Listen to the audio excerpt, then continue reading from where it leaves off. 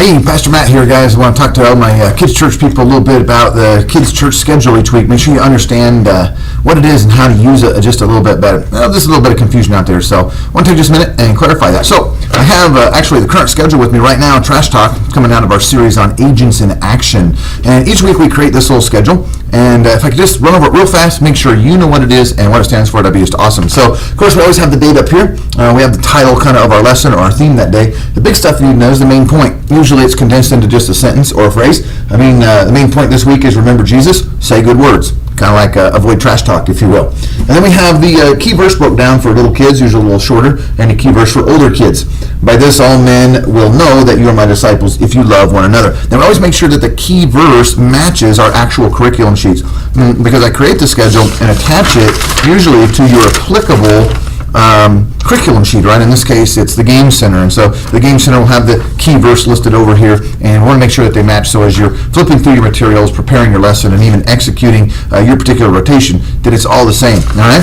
So that's what happens on the schedule. And one of the very first things that may happen, you may not have got your schedule for next week the week before, or I may have been dragging my lead foot and you may have got a little bit late. But once you get this, whether you get it on Dropbox, Facebook, or you just pick it up in class, or you run in Wednesday and grab it out of the mail slot, whatever the case may be, you just immediately check the schedules here and see where you are. Now, I do have a couple of people that will tend to show up at the older kids when they're already scheduled on the littler kids. So this first box is little kids. That all occurs in the preschool room.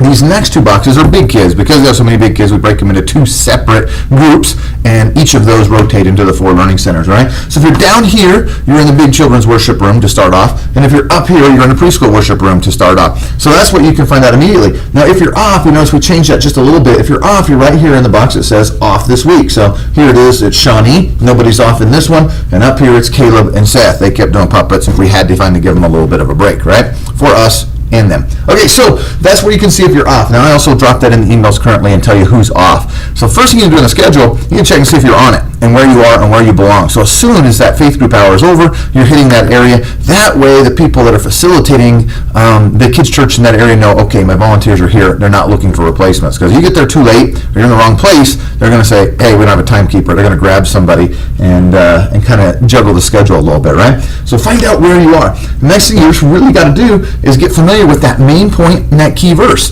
That main point in that key verse is dropped into every other learning station. I covered that in a separate video, how we just got to make sure we reinforce that. Hey kids, welcome to the puzzle sheet. Today we're talking about saying good words instead of trash words, and then we can drop the key verse in there as well. So make sure we're doing that. Last thing I want to show you before I get out of this video, not to make it too long, is the scope and sequence. Now, scope and sequence sheets, I just make a lot of copies. I leave them in the little mailboxes in both the little kids and the big kids room. I just pulled these this week, and that scope and sequence basically gives you a rundown of what we'll be doing in that entire series. So you can kind of get an idea where this week's lessons fits in the bigger picture of kind of that teaching segment, all right?